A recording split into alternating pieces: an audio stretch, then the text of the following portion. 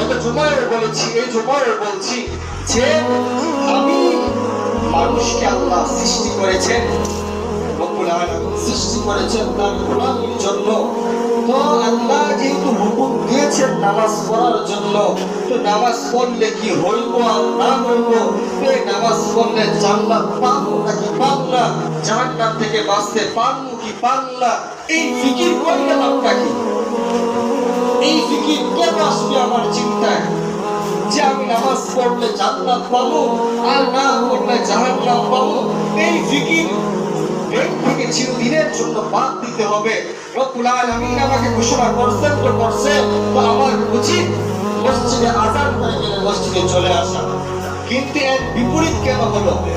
মসজিদে ইমাম সাহেব যখন মসজিদে নামাজের জন্য দাঁড়ায়, তো মসজিদে ইমাম সাহেব অপেক্ষা করতে হয় যে একজন মুসল্লি আসুক, সে ইমামত দিবে আর আমি আল্লাহু আকবার করব।